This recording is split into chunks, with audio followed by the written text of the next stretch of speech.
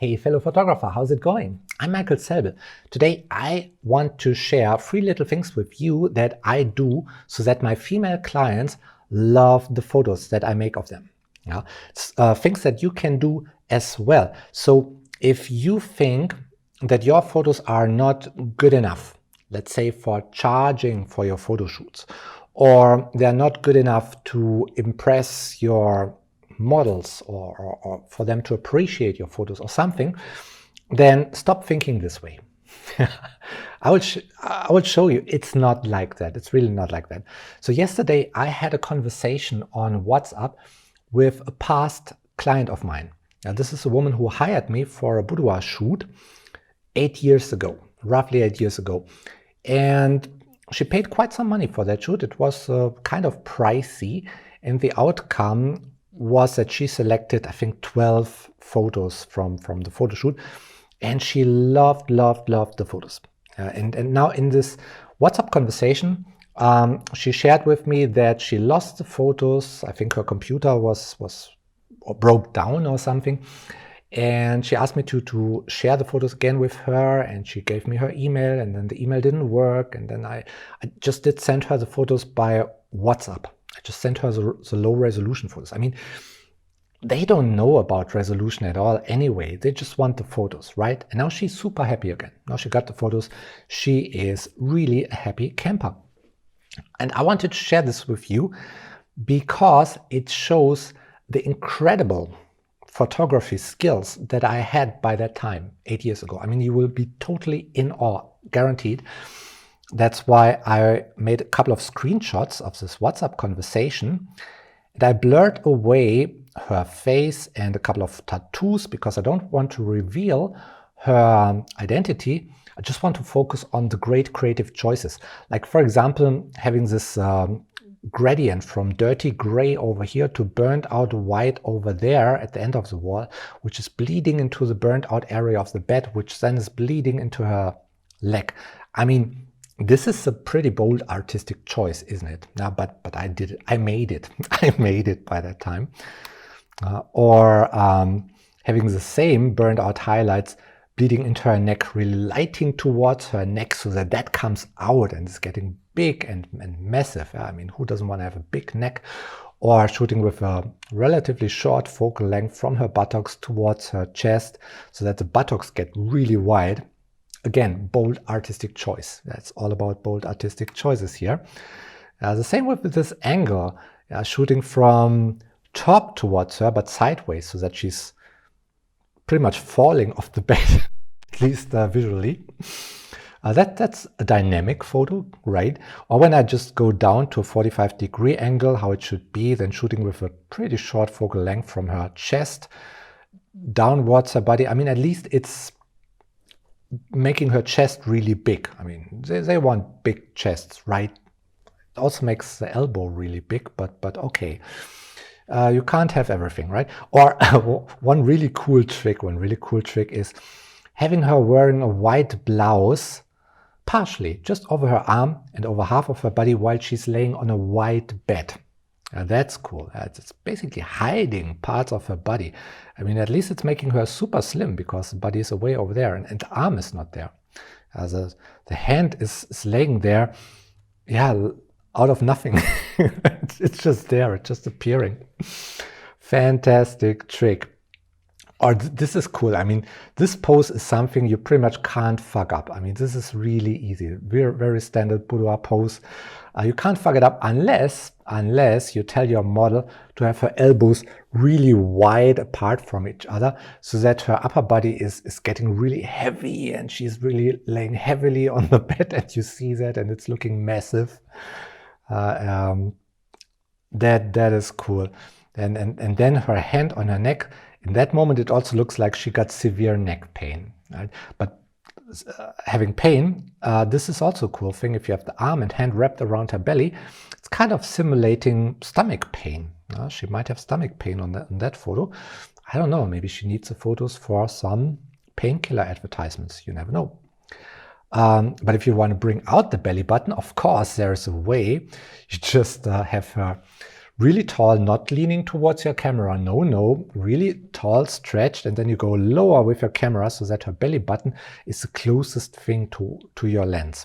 That brings out the belly button and the whole belly. So if she got a bit of belly fat, now you really bring that out in your photo. That's cool. And for bonus points, you have her elbow stretched towards the lens. Yeah, that's really cool because then the elbow is getting really big as well. 2 bonus points in one photo. That's really cool. Also, if she then raises her chin, you photograph underneath her chin. Also very charming. But there are ways to slim her down as well. For example, here, if the burnt out highlights from the background bleed into her back, then just part of her back is missing. But okay, this pose is about her buttocks, right? So who cares about the back? Just burn it away. Who cares? And have the face then too dark. Again, it's about the buttocks. And but if you say I don't want to take away from the upper body, there's a way to do the opposite. You can add a lot of weight to the upper body by just having her wearing a dark, baggy shirt, which just adds a couple of centimeters left and right to her body. That's cool in a white scene. But that is probably my favorite. This is probably my favorite. And it's not because I can hide the buttocks that this photo is actually about. I can hide them perfectly under a long blouse and then you don't see them. Haha. No, it's my favorite because of the hand pose, because of pointing one finger towards her chin. Yeah, if you pose your model like that, with a lot of grace, pointing one finger right into her chin, drilling that into her chin, that makes for a really intellectual pose, right? So that's a tip right there. Another tip is probably if the white dress that you have for her is 3 sizes too small, just make fun of it by making a scene where she pretends that she would open the zipper on her back herself. It looks like, I'm opening the zipper. And no other woman would ever see that this dress is already really stretched around her waist, so that it's 3 sizes too small. Anyway, but you can make reputable photos as well. Just put a white business blouse over the whole thing. Make it half a size too big this time. Then it also covers her wrist. If you then glue her fingers to the wall, then only half of the fingers are visible, glued at the wall. So why not? The other hand can just open the business blouse a little bit, because why not? Probably it makes sense. And it all looks really harmonic with a big tattoo on her upper leg. Yeah. So that's already all the photos that she selected from the shoot, and I think it's the best photos. Yeah. Now, why would this client love these photos? Why? I mean, I wouldn't love them, at least not looking at them from today's point of view. I guess you wouldn't love them, would you? Yeah, but she loves them. Yeah, she really wants to have these photos. And yeah, why? Now, it's our job as photographers to make photos that our clients like, right? And this is something we can do all the time. And there some psychology comes in.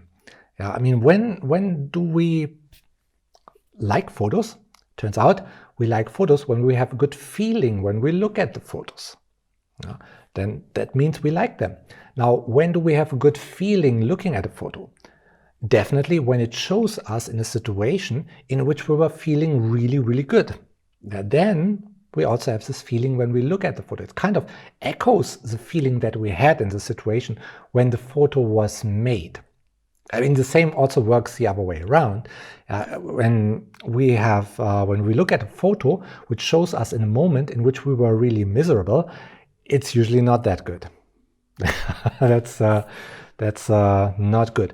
But if we are feeling great, well, chances are we really like that photo. And by that time, of course, I couldn't improve my photography skills by 10x overnight or something, but I could certainly care that my client would feel terrific in the photo shoot. Yeah, that's possible.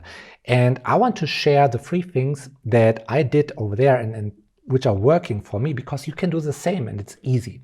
It's not rocket science. It's not something far out there. Now, point A, I hired a makeup artist and a stylist who is really a nice person.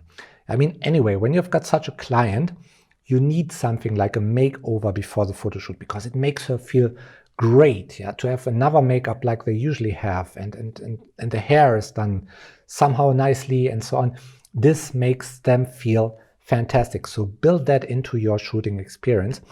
And by that time, the makeup artist or the stylist was not Emily. I mean, she's a really nice person too, but she was in China, so I hired somebody else.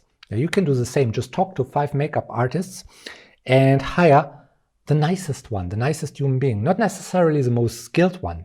Just hire the one that is the nicest human being. That will do a lot for your photo shoot. Yeah. Point A. Or that's the first point. The second point is have this makeup artist present during the whole photo shoot. Now, make the photo shoot short and sweet. Anyway, when you're shooting clients, like I did over here, you cannot do a 4-hour photo shoot or something, because they don't have that energy. They're not professional models. Now, but as long as you shoot half an hour, 1 hour, whatever that is, have the makeup artist present. I mean, when you're doing a paid photo shoot, this expense should be, really small, and it's invested very, very well, because it's a totally different thing when the makeup artist jumps in every 2 minutes and does a little bit of touch up, corrects the hair over here, corrects the clothes. Yeah, it's not just about perfecting the photo. It's about the client feeling, wow, I'm made over here. Yeah, they make the very best out of me. They make me looking the very best that I can look. It's just a fantastic feeling. And this is a totally different feeling than she's alone, there's nobody to touch up, and she's thinking like, oh, am I getting a little bit shiny over here? And she cannot fix it. Yeah? Or is my hair still correct? I feel like it's falling down over here. No good. Yeah? So have your makeup artist staying. Don't let them walk away after they're done with makeup. Have them touching up the model or the client all the time. This is important. Now, the third thing is a little trick. I asked my stylist to build the client up with compliments all the time, also during the photo shoot.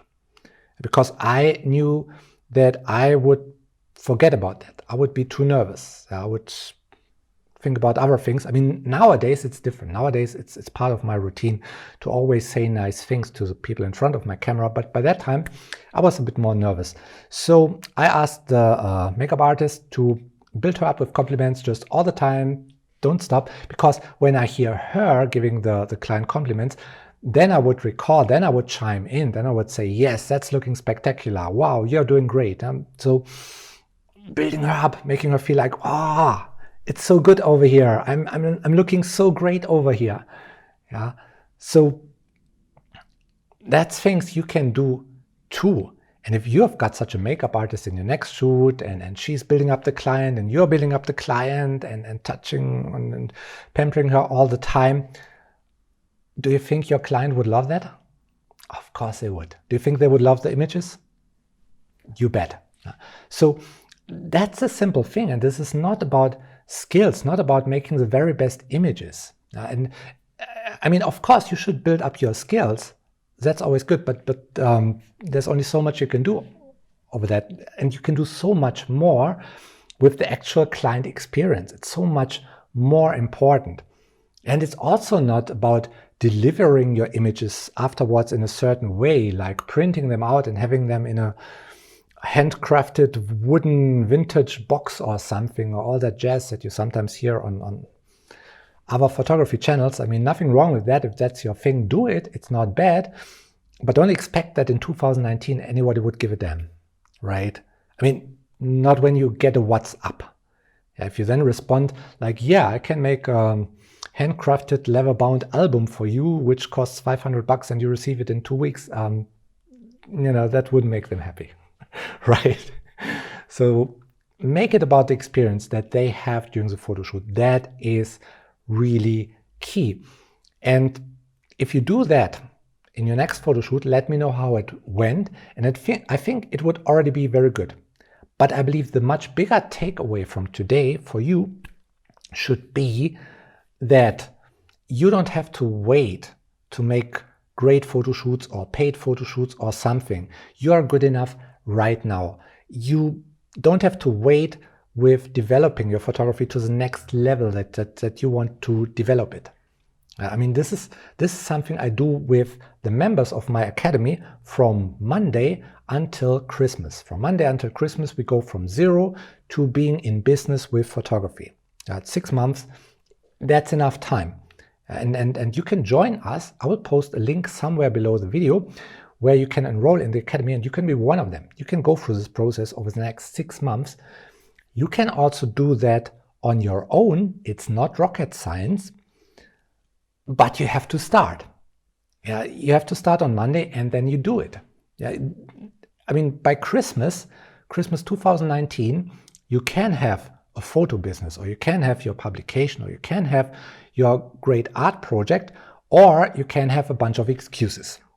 Yeah, like my photos were not good enough, or I don't have the time, or I don't have the gear, or I don't know models, or whatnot. Yeah, bunch of excuses. You can always have them. Yeah, and if you've got a bunch of excuses by Christmas 2019, the chances are very good you have the same excuses by Christmas 2020, 21, 22, and so on. So don't do that. Yeah, act right now. Start on Monday. You can join us in the academy, then use the link below, enroll, or you do it on your own. There's a lot of knowledge, tips, and all the blueprints are out there. I put them out there in videos. Yeah, just use them from Monday onwards until Christmas and make it happen. And let me know how it went for you, please. Yeah? Alrighty. I wish you a lot of fun in the process and a lot of success. And I wish you good light.